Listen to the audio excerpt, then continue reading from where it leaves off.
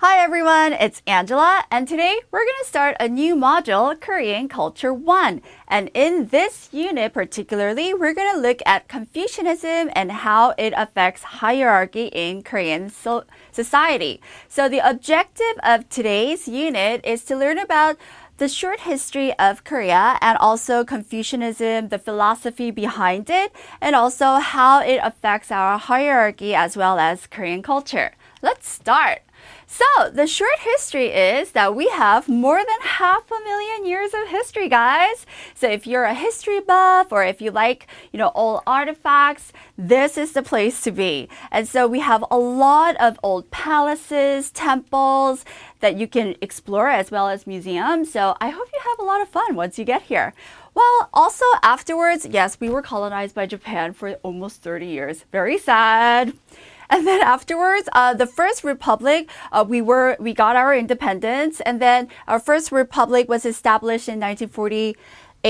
But sadly, we got into Korean War, where a lot of people from all over the world came, thankfully, to Korea, and we were able to get out of the war. It did last for 3 years, but yes. And afterwards, there's something called the miracle of the Han River, where out of the ashes of war, we were able to build our economy pretty fast. And I think this has really to do with our social culture, because what I will tell you in the following slides that we are very family-oriented due to the Confucianism philosophy, that we viewed our hardship of our nation as our own, family affair or something like that. And so we came together really tightly and tried to build our economy from the ashes of the war. And so we call this the miracle of the Han River. So in Korean, we say 한강의 기적. So 한강 means the Han River. 강 means river. And 기적 means the miracle. And so what this is talking about is the rapid economic growth after the Korean War that we were able to establish. And Koreans are pretty proud of the fact that we were able to build up this fast. But afterwards, yes, we got the economic crisis in 1997 when IMF had to come in and kind of help us with it. But we were able to pay back our debts. And afterwards, Korea grew exponentially internationally as a country, but also economically, we were able to build our social structure as well as our businesses here in Korea. So now in the 21st century, we're becoming the tourist hub of Asia as well as businesses. So you guys are coming just at the exciting time. Okay, so the cultural characteristics of Korea is that we do have deep respect for our elders. And you might feel this once you get here, but age equals seniority. So if sometimes you work for a Korean company and you see someone who is older than you, he or she, even though if they view you as a foreigner, will expect you to give them a bit of, respect and stuff like that, because they are used to obviously our culture. So yes, age equals seniority. And Koreans do work incredibly hard and long hours. Sometimes it might be viewed inefficient, but yes. And I will talk about why and the philosophy behind why Koreans work this hard in the following unit. So this is something that I'll just save for now. And then due to our collectivism culture, we do have this view where a lot of people say we're good team players and we are conformists due to the collectivism culture. Do you guys know what collectivism is? Collectivism is a kind of a cultural group where we view harmony to be the most important thing. And so instead of speaking out as an individual person, we view the whole group or the society or the community that we are part of more than our individual selves. So we would rather sacrifice our opinions or our ideas or our thoughts for the whole community or the group or the company or the department that you're working at. Compared to individualism is which we view Westerners, they have more of an individualism culture where one's opinion, one's creative ideas, oneself as an individual is more valued than the whole collectivist group. And so you might feel a stark difference if you're coming from an individualism culture. But just in case that you are aware of the fact that we are from a collectivism culture, we do view harmony to be more precious. So we try not to talk out even if like we feel that the group that we're part of is not having the same idea as me individually, we probably would not speak it out in public. Maybe to really, really close friends and family, but no, not in public. So yes, that is something of a collectivism characteristics. And also, so from people from individualism cultures, they might feel that, Koreans or Asians who are from collectivism culture do not have any individuality or creative thinking, but it's a little bit different on how we show it.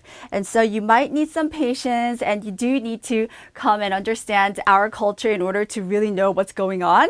And also, the social structure is still really remains patriarchal. Although a lot of women are working these days, the family structure itself is pretty patriarchal if you come and see, right? But it's changing. So, Confucianism. Have you guys heard of Confucianism? Do you know what it is?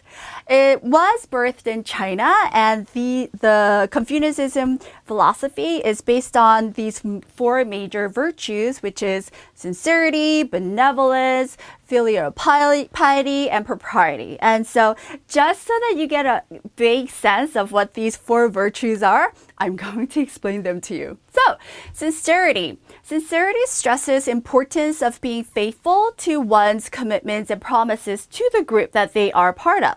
And also, you have to fulfill your duty and your responsibility to the community.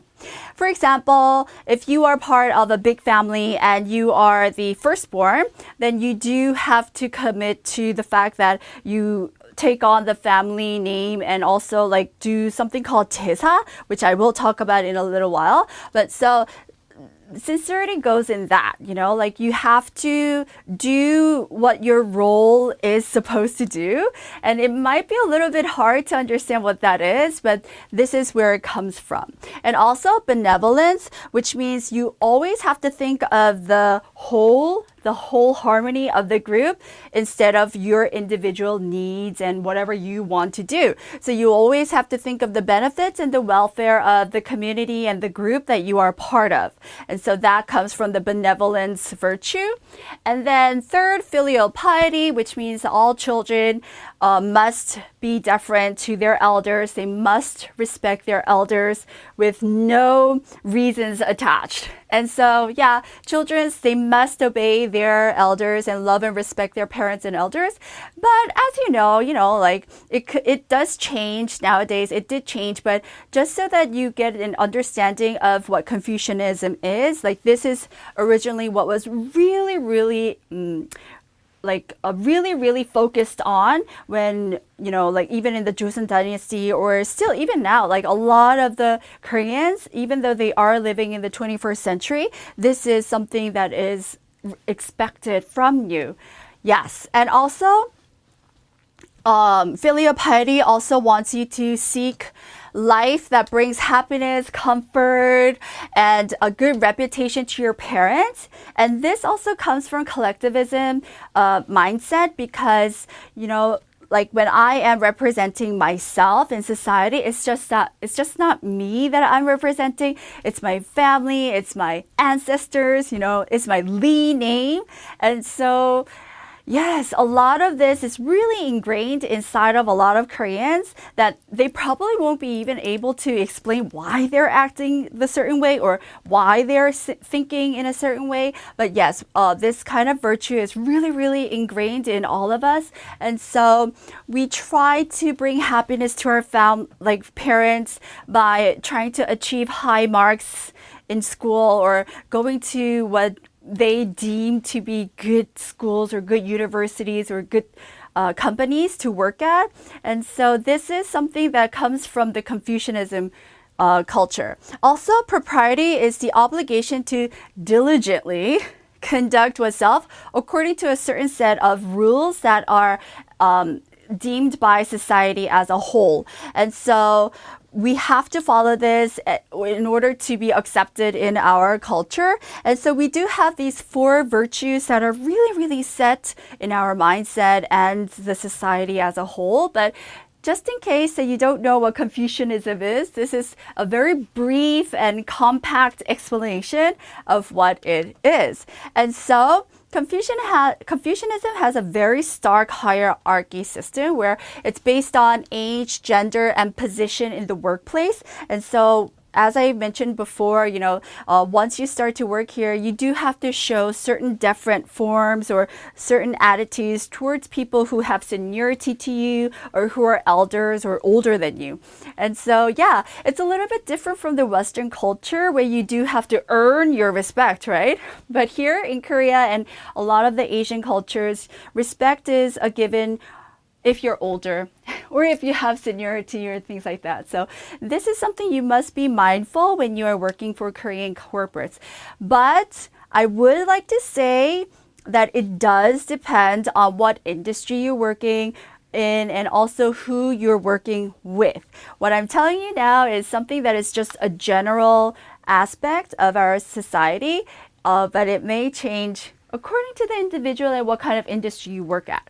Okay, so the Korean philosophy goes, we do show like different ways to show respect. For example, as you know, a lot of Asians, we bow. And so when we bow, if it's like a really, really high person, you might see someone like bowing at least like 40 or 45 or 30 degrees angle. But also we use both hands when we're giving something or receiving something. And these 2 forms of showing physical deference is to show respect for you.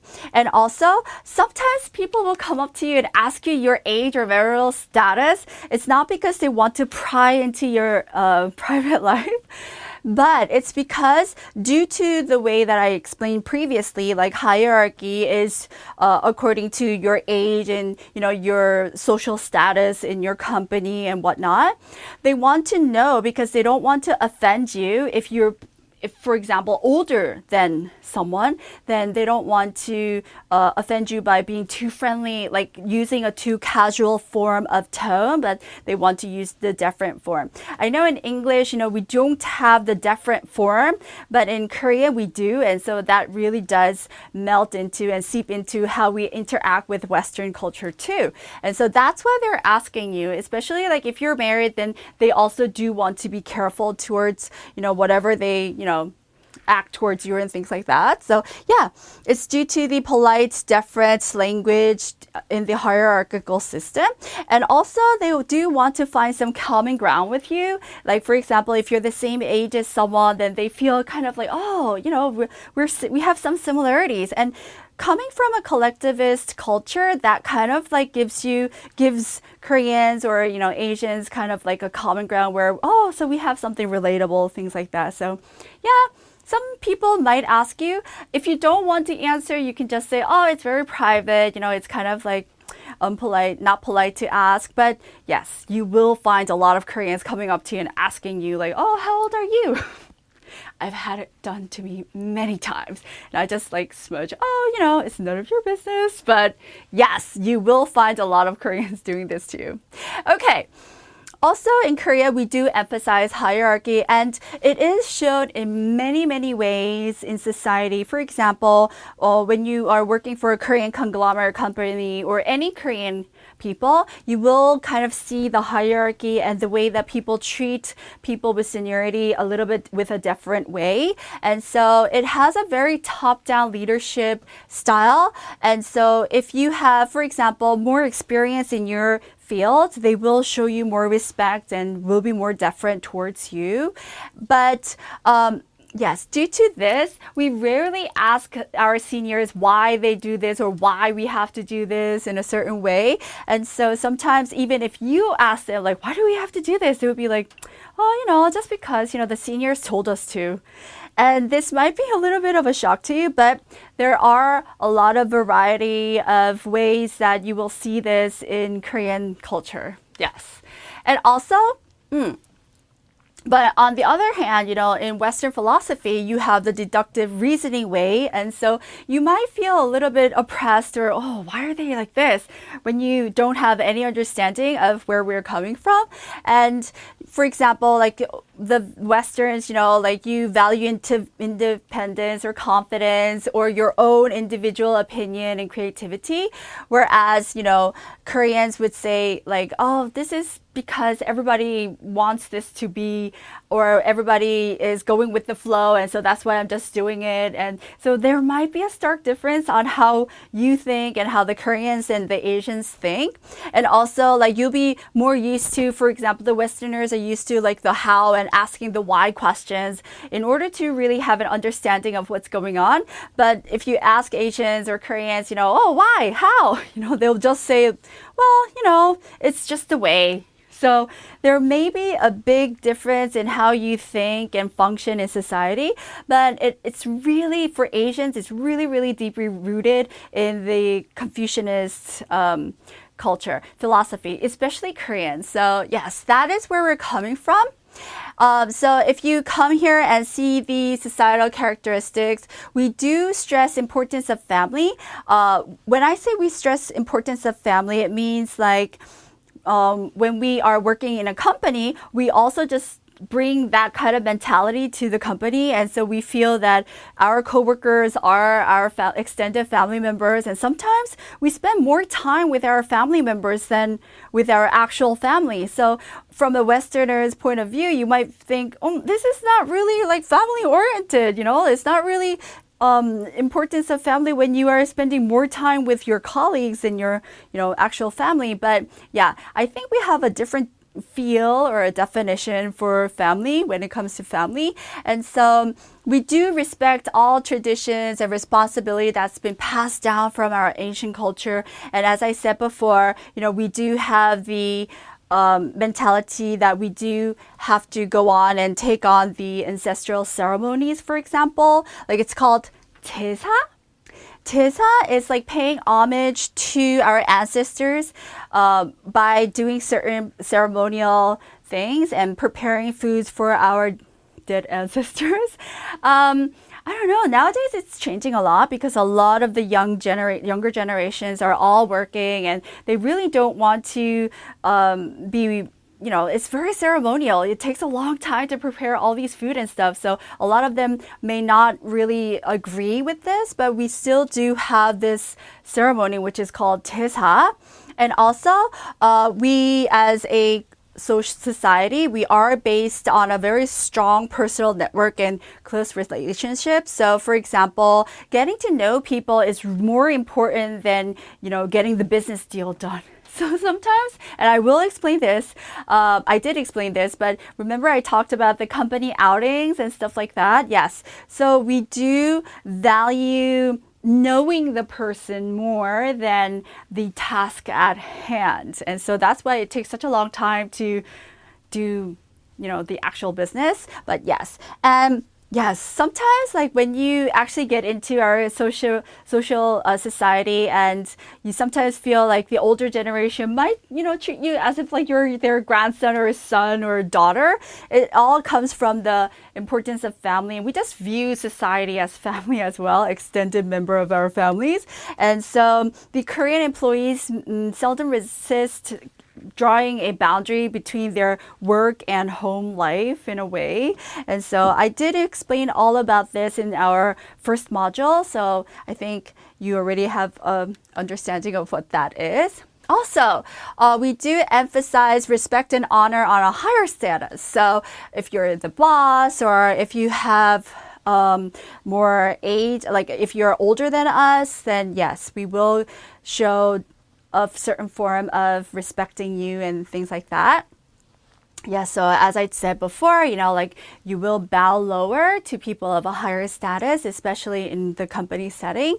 And yeah, you always allow your superiors to initiate everything. For example, if you're out for a meal, as I said in other modules, you wait until your superior, like, for example, gives a toast to drinking and then everybody could start drinking. Or when you're at a lunch or a dinner, we wait until the senior starts eating first and then you can start eating, okay? So these are some of the things that are very subtle, but we do have this due to the Confucianism philosophy, which is so ingrained in our culture that even the Koreans don't even realize that we are acting in a certain way like that. Yes. So, also, the Confucian ideals, it's taught and expected from all Koreans at an early age. So that's why we don't really know that it's really affecting a lot of our society and our ways.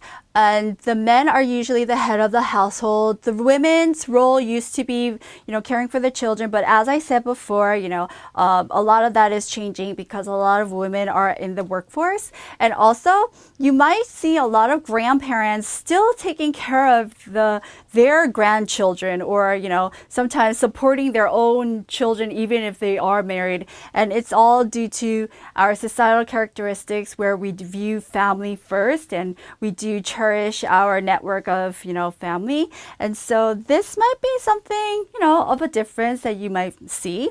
And also like the grandparents, we do take care of them after, their old age and stuff like that. Okay. All right. So, all right. Oh, and a lot of my expat friends, they sometimes tell me like, oh, I think, Koreans are modest, but sometimes I feel that they're really outspoken. That's because, well, when you feel that we are modest, it's because of the Confucianism philosophy. Humility is a virtue. So we tend not to talk in public about what we have accomplished or, things like that. But when my friends tell me, oh, Koreans are so opinionated, it's because when they comment on your appearance. And this will happen often. So, for example, one of my friends, they would say, oh, Angela, are you okay? And I'd be like, yeah, I'm fine. Well, you have a pimple on your face. It feels like you're stressed out these days. And I'm like, I'm fine.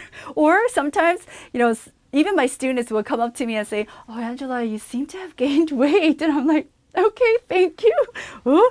But yes, you will see some Koreans who will come up to you and, talk about your appearance. And that's not because obviously nobody wants to be consciously rude to you, but it's just a way of showing concern that they are interested in you and they care for you in such a way. And so, yes, you will get those comments. And so it's not that Koreans are extrovert or opinionated, but it's because, they're just acting upon the Confucianism philosophy where we do value of family and we just don't have that boundary, We don't think once we know you, we don't think you as a outsider, but we feel that, we can say these kind of things because, we had soju together or something like that. So yes, you have to be aware of that. And a lot of people say that Koreans are workaholics. By even the OECD average, the OECD average is about 760 hours, whereas Korea in 2017, the mean hours that we worked was over 2,000 hours. You might see some people who are working for companies work overtime a lot of the time. Yes. I guess that's how we ended up being the second longest working hours among our OECD countries, apart from Mexico. So yes.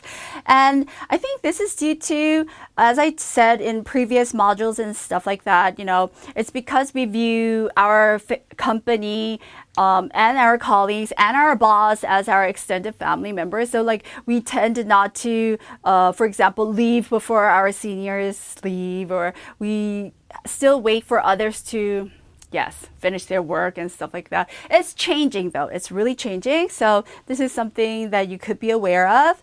Also, we have the saving face factor where you might feel that, Koreans, when you ask them a question and if they don't know for sure, they would just kind of smudge it. Oh, I don't know. Let's see. Or if you ask them, a yes, no question, a lot of the time Koreans will not outright say, oh no, I'm so sorry, I don't have time. stuff like that, they wouldn't say that. It's because they don't want you to lose face, and they also don't want to lose face in, like acting in such a way. And so saving face is a really, really big thing in our culture and as well as in Asian cultures.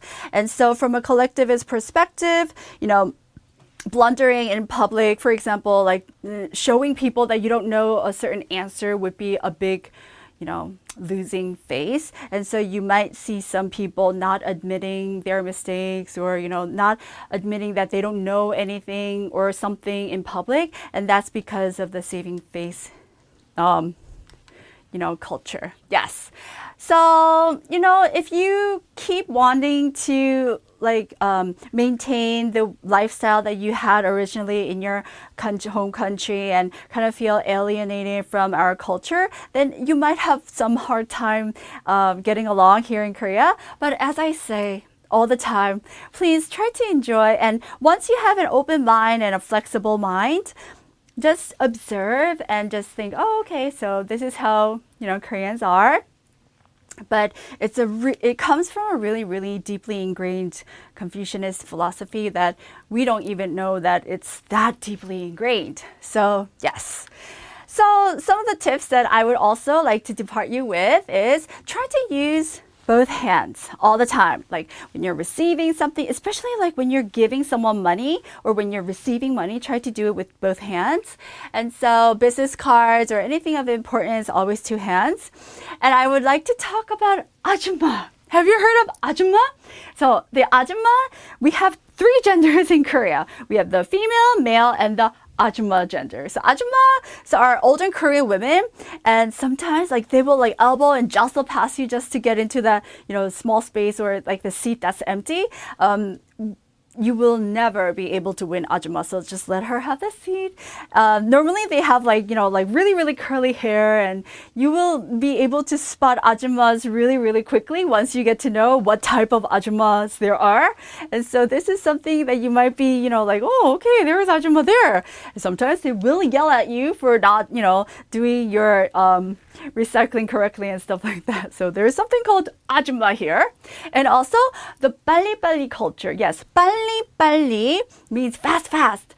And so especially in Korea, you will feel that we do move at a breakneck speed, especially if you're from a laid back countryside or, if you're from Midwest, where I studied, you will feel, wow, Seoul is really, fast. It's because I think it came from after the Korean War. We had to build up our economy. And so I think that's when we started to compare ourselves to the other, already developed countries. And so we wanted to close that gap. And so I think that's where 빨리빨리 came from. But you know what? This is so good when you deliver, when you have food delivered, they come really fast, and on top of that, you don't have to tip them, so you can get basically anything delivered to your place, and it's really 빨리빨리. Okay, so that's one of the benefits, right?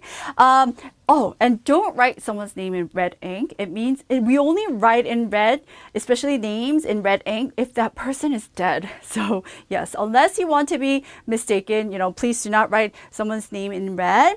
Also, don't leave your chopsticks and spoon sticking out from your rice bowl. For example, if this is your rice bowl, don't stick your chopsticks and your spoon inside it upright. Because remember I talked about 제사? This is what we do for the dead. So please don't do that, okay? All right. So top tips that I would like to depart you with is please be open to the things that are surrounding you here in Korea. And also, if you are positive and flexible, there's nothing that you won't be able to enjoy in the world anyway. So I hope you have an open mind and try to understand the culture and go and experience it. Why not? You're here in Korea and, life, you can only live it once. Right? And also try to make Korean friends. Once you get to know Koreans, they will accept you with warm, embracing hearts, and they will be friends forever with you. So I hope you have a ton of fun here in Korea and explore the beautiful land. Okay? I will see you in the next unit. Bye!